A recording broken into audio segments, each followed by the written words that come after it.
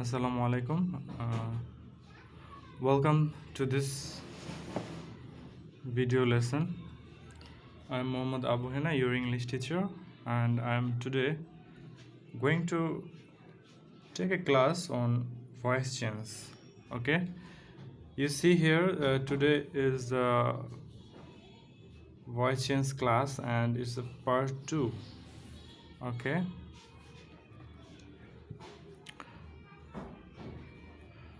So here you see the class is for class 6, but I would like to tell you that this is not exactly for class 6.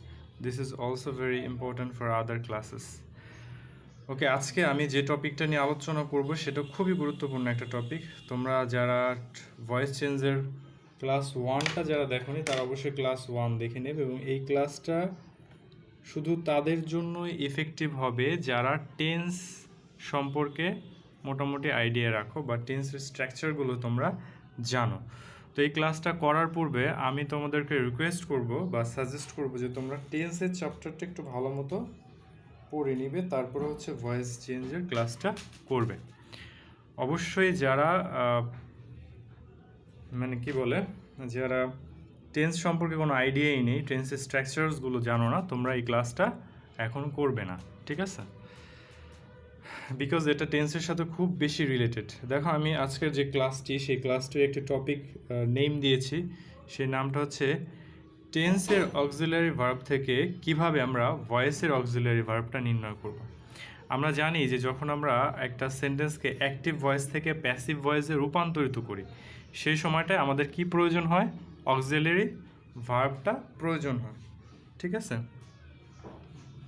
So সেই জন্য এই auxiliary ভার্বটা আমরা খুব সহজে কিভাবে মনে রাখতে পারি, বা আমরা যদি টেন্স আমাদের পড়া থাকে সেক্ষেত্রে আমরা কিভাবে সেই টেন্সটাকে কাজে লাগিয়ে আমরা ভয়েস চেঞ্জের অক্সিলারি ভার্বটাও ফাইন্ড আউট করতে পারি, সেই সহজ টেকনিকটা নিয়ে আজকে তোমাদের সাথে এই ক্লাসটি করব। খুবই সংক্ষিপ্ত একটা ক্লাস, খুবই ইজি একটা ক্লাস, যেটা তোমাদের খুব প্রয়োজন হবে। দেখো, তাহলে আমি আর কথা বাড়াচ্ছি না, চলে যাচ্ছি আমাদের আজকের ক্লাসের মূল আয়োজনে। দেখো, আমরা জানি যে টেন্স 3 প্রকারের হয়ে থাকে প্রধানত। কি কি? প্রেজেন্ট, পাস্ট এবং ফিউচার। তো যেহেতু এটা টেন্সের ক্লাস না, এটা নিয়ে আমি ডিটেলস কথা বলবো না। আর এরপরে যে কথাটা বলবো সেটা হচ্ছে যে আমাদের প্রত্যেকটা টেন্সকে আমরা আবার 4 ভাগে ভাগ করতে পারি। সেটা কি? দেখো, ইনডিফিনিট, তারপর আছে কি দেখো কন্টিনিউয়াস, তারপর আছে perfect, and last of all হচ্ছে পারফেক্ট কন্টিনিউয়াস। তার মানে আমাদের টোটাল টেন্স হলো কয়টা বলো? টোটাল টেন্স কিন্তু হয়ে গেল 12টা।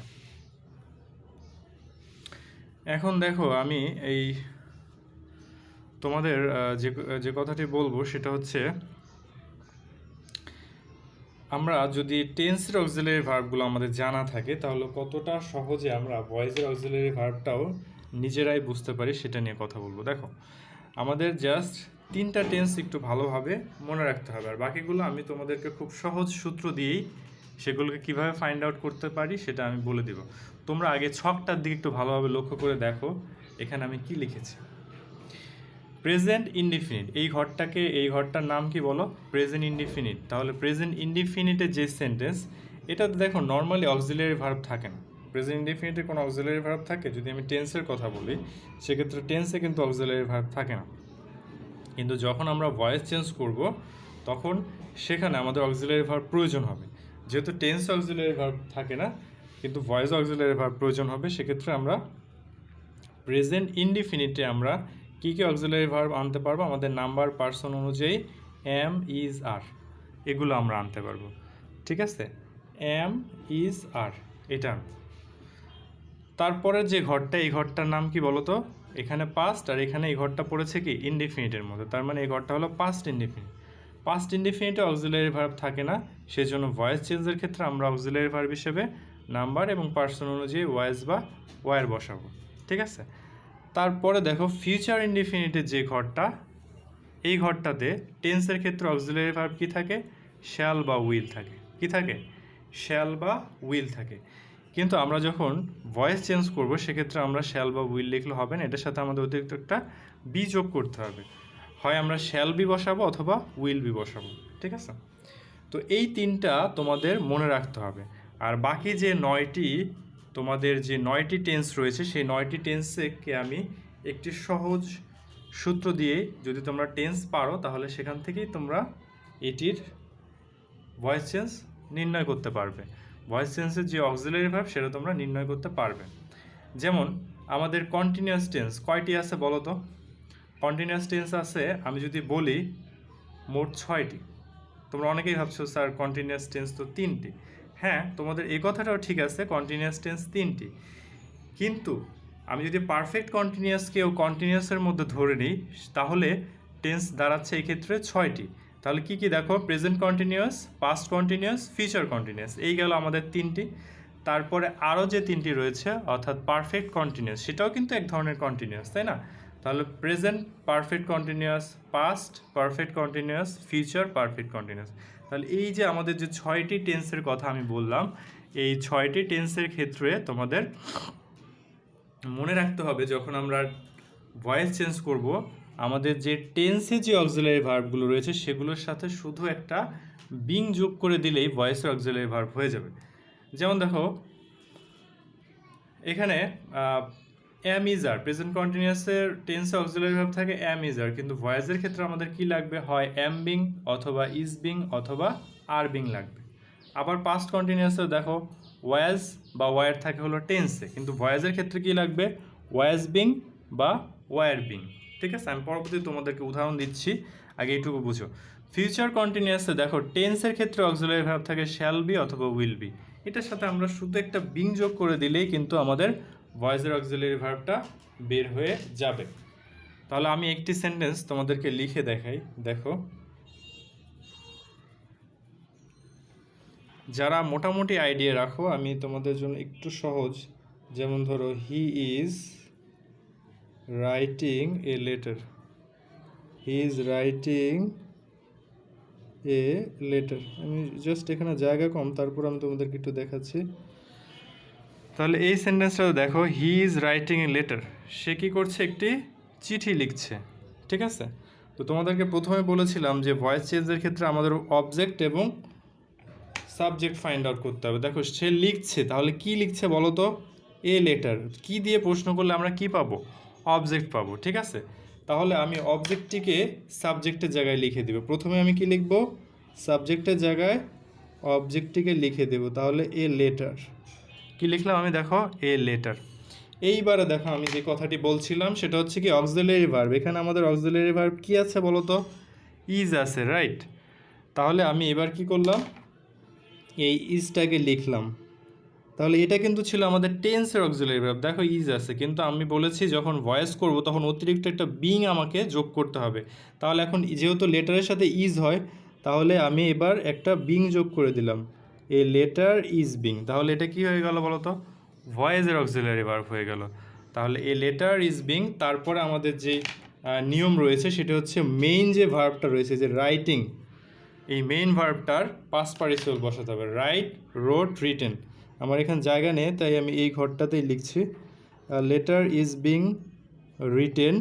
তারপরে নর্মালি আমরা প্রিপোজিশন বাই বসাবো, তবে কিছু ব্যতিক্রম আছে সেগুলো নিয়ে হয়তো পরে কথা বলবো। তাহলে letter is being written by, এরপরে দেখো আমাদের যে সাবজেক্টটি রয়েছে সেই সাবজেক্টটির অবজেক্টিভ ফর্ম বসবে। তাহলে হি, হি এর অবজেক্টিভ ফর্ম কি, হিম। তাহলে letter is being written by him. বিষয়টা কি তোমরা বুঝতে পেরেছো? তার মানে যখন আমরা ভয়েস চেঞ্জ করলাম তখন আমাদের যেই নিয়ম রয়েছে সেই নিয়ম অনুযায়ী নিয়ম ঠিক রেখে আমরা আমাদের টেন্সের অক্সিলারি ভার্বের সাথে আমরা অতিরিক্ত একটা বিং যোগ করে দিলেই কিন্তু ভয়েসের অক্সিলারি ভার্ব হয়ে গেল। এই কথাটি কিন্তু আমি তোমাদেরকে বোঝানোর চেষ্টা করেছি। এবং পারফেক্ট কন্টিনিউয়াস টেন্সের ক্ষেত্রেও কিন্তু বিষয়টি একই রকম হবে, অর্থাৎ টেন্সের অক্সিলারি ভার্বের সাথে তুমি শুধু বিং যোগ করে দিলেই ভয়েসের অক্সিলারি ভার্বটা হয়ে গেল। তাহলে 6টি টেন্স আমাদের ক্লিয়ার। এর আগে আমরা করেছি 3টি টেন্স, 9টি টেন্সের অক্সিলারি ভার্বের যে প্রবলেম সেটা কিন্তু অলরেডি সলভ হয়ে গেছে। তারপরে বাকি রইল শুধু perfect, present perfect, past perfect, past perfect continuous. ঠিক আছে, তাহলে এই যে 3টি বাকি রয়ে গেল আমাদের, এই 3টি সলভ করতে হবে। দেখো প্রেজেন্ট পারফেক্ট টেন্সে অক্সিলারি ভার্ব, আমি যদি টেন্সের কথা বলি সেখানে কি থাকবে, হ্যাভ বা হ্যাজ থাকবে। কি থাকবে, হ্যাভ বা হ্যাজ থাকবে। এবং পাস্ট পারফেক্টের ক্ষেত্রে শুধু হ্যাড থাকবে, ফিউচার পারফেক্টের ক্ষেত্রে কি থাকবে, শ্যাল হ্যাভ বা উইল হ্যাভ থাকবে। তাহলে এই ক্ষেত্রে আমি যদি ভয়েসের অক্সিলারি ভার্বের কথা চিন্তা করি, তাহলে অতিরিক্ত আমাকে শুধু একটা বিন যোগ করলেই কিন্তু সেটা ভয়েসের অক্সিলারি ভার্ব হয়ে গেল। তাহলে অতিরিক্ত আমি কি যোগ করব বলো, BEEN, বিন। আগেরটাতে আমরা যুক্ত করেছিলাম বিং, আইএনজি যুক্ত যে ফর্মটা সেটা, আর এক্ষেত্রে আমরা কি যুক্ত করলাম, BEEN, বিন। তাহলে আমাদের কি হয়ে গেল, ভয়েসের অক্সিলারি ভার্ব কিন্তু আমরা শিখে গেলাম। এখানে আমি তোমাদেরকে একটু উদাহরণ দিয়ে বোঝাচ্ছি, দেখো কিভাবে। আমি ওই একই রকম উদাহরণটাই প্রায় এখানে লিখি যাতে তোমাদের বুঝতে সহজ হয়। যেমন আই হ্যাভ ডান ইট, এই সেন্টেন্সটিকে আমরা এখন প্যাসিভ করব। ওটা রয়েছে কিসে বলো, অ্যাক্টিভে রয়েছে, এটিকে আমরা প্যাসিভ করব। তাহলে দেখো আমাদের প্রথম যে কাজটি, 1 নাম্বার যে কাজটি, সেটা হলো অবজেক্ট বের করা। তাহলে আই হ্যাভ ডান ইট, আমি এটা করেছি। কি করেছি, কি দিয়ে যখন আমি প্রশ্ন করবো তখন কিন্তু আমি অবজেক্টটি পাবো। তাহলে কি করেছি বলো, এটা করেছি। তাহলে ইট হচ্ছে আমাদের অবজেক্ট, এটাকে আমি কি করে দিলাম, সাবজেক্ট। এরপরে দেখো আমরা দেখেছিলাম যে এখানে আমাদের টেন্সে হ্যাভ বা হ্যাজ থাকে। এখন ইটের সাথে তো আসলে হ্যাভ হয় না, ইটের সাথে কি হ্যাভ হয়, যেহেতু এটা থার্ড পারসন সিঙ্গুলার, সেজন্য আমাদের নিতে হবে হ্যাজ, ইট হ্যাজ। ঠিক আছে, তাহলে আমি যেটা বলেছিলাম তোমাদের ভয়েসের ক্ষেত্রে, আমি যখন প্যাসিভ ভয়েস করব তখন আমাকে অতিরিক্ত একটা কি যোগ করতে হবে, বিন যোগ করতে হবে। তাহলে ইট হ্যাজ বিন, কি হয়ে গেল, ইট হ্যাজ বিন। তারপর আমার মেইন ভার্ব যেটা, সেটার পাস্ট পার্টিসিপল বসাতে হবে, ইট হ্যাজ বিন ডান। এটা অলরেডি পাস্ট পার্টিসিপল দেয়া আছে, সুতরাং এখানে কোনো কষ্ট করতে হচ্ছে না। তারপরে আমরা সাধারণত প্রিপোজিশন বাই বসিয়ে থাকি, সেটা বসালাম। এবার আমার যে সাবজেক্টটি রয়েছে সেটার অবজেক্টিভ ফর্ম, আই এর অবজেক্টিভ ফর্ম কি বলো তো, me. It has been done by me. তাহলে এই তো হয়ে গেল আমাদের, অর্থাৎ অক্সিলারি ভার্ব রিলেটেড যে প্রবলেমটি সেটি কিন্তু এখন সলভ হয়ে গেল। তো তাহলে দেখো কত সহজে আমরা শুধু টেন্সের অক্সিলারি ভার্বগুলো জানা থাকলে খুব সহজে ভয়েসের অক্সিলারি ভার্বগুলো আমরা ফাইন্ড আউট করতে পারি, এবং খুব সহজেই আমরা এইভাবেই কিন্তু আমরা ভয়েস চেঞ্জের যেই মূল যে বিষয়টি সেটি কিন্তু শিখে নিলাম। অর্থাৎ কীভাবে টেন্সের অক্সিলারি ভার্ব জানা থাকলে সেখান থেকে আমরা ভয়েসের অক্সিলারি ভার্ব খুব সহজ সূত্রের মাধ্যমে করতে পারি। তো আমি যদি একটু সামারি করি তাহলে বলতে পারি তোমাদের যে প্রেজেন্ট ইনডিফিনিট টেন্সের ক্ষেত্রে আমরা কি করব, এখানে কোনো অক্সিলারি ভার্ব থাকে না, এই জন্য আমাদের এম ইজ আর আনতে হবে। এখানে আমি একটু তোমাদের আরেকটা উদাহরণ দিই, দেখো কিভাবে। আমি একটি সেন্টেন্স লিখে দেখো, হি হেল্পস মি, সে আমাকে সাহায্য করে। তাহলে কি লিখলাম, হি হেল্পস মি, সে আমাকে সাহায্য করে। ওকে, তাহলে এটিকে আমরা এখন প্যাসিভ ভয়েস করি। দেখো এটা কোন টেন্স, এটা obviously present indefinite tense, because তোমরা দেখতে পাচ্ছ ভার্বের সাথে অ্যাস রয়েছে। সো আমরা জানি ভার্বের সাথে অ্যাস বাই এস থাকে সাধারণত প্রেজেন্ট ইনডিফিনিট টেন্সে, অন্য কোনো টেন্সে নয়, only in present indefinite tense. তো ওটা দেখে কিন্তু আমরা ফাইন্ড আউট করতে পারি this is a sentence of present indefinite. Okay, তাহলে এবারে দেখো আমাদের প্রথম যে কাজটি সেটা হলো অবজেক্টকে সাবজেক্ট করে। তাহলে মি এর সাবজেক্ট কি বলো তো, মি এর সাবজেক্টিভ ফর্মটি আমরা লিখব আই। ঠিক আছে, আই। এবার দেখো আইয়ের সাথে আমরা বলেছিলাম যেখানে টেন্স অক্সিলারি ভার্ব থাকে না, কিন্তু ভয়েস করার ক্ষেত্রে আমাদের এটা এই তিনটার সাথে মিলিয়ে যে কোনো একটা নিতে হবে। তাহলে আইয়ের সাথে কি ইজ হবে না আর হবে, বলো তো কোনটি হবে, এক্স্যাক্টলি ইজ হবে না আরও হবে না, হবে কি এম। তাহলে আমি লিখলাম কি আই এম। তারপরের যে নিয়মটি সেটা হলো আমাদের যে মেইন ভার্বটি রয়েছে সেটির পাস্ট পার্টিসিপল দিতে হবে। তাহলে এখানে অ্যাস বাই এস আছে, এই অ্যাস বাই এস যুক্ত ফর্মটা আমরা রাখবো না, আমরা কি করবো, এটার পাস্ট পার্টিসিপল। তাহলে হেল্পের পাস্ট পার্টিসিপল কি, হেল্পড।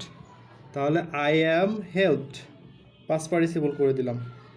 তাহলে আই অ্যাম হেল্পড। এরপর বলেছিলাম যে নিয়ম অনুযায়ী আমরা কি বসাবো, একটি বাই বসাবো। তাহলে আই অ্যাম হেল্পড বাই। এবার আমাদের যে সাবজেক্টটি রয়েছে সেই সাবজেক্টের অবজেক্টিভ ফর্ম বসাবো। তাহলে হি এর অবজেক্টিভ ফর্ম হচ্ছে him, I am helped by him. তাহলে দেখো এইভাবে কিন্তু আমরা সেন্টেন্সটিকে প্যাসিভ করে নিলাম খুব সহজেই। আশা করি তোমাদের এখানে বুঝতে তেমন কোনো সমস্যা হয়নি এবং খুব সহজভাবে বোঝানোর চেষ্টা করেছে, এবং হোপফুলি তোমরা সবাই খুব সুন্দরভাবে এটিকে বুঝতে পেরেছো।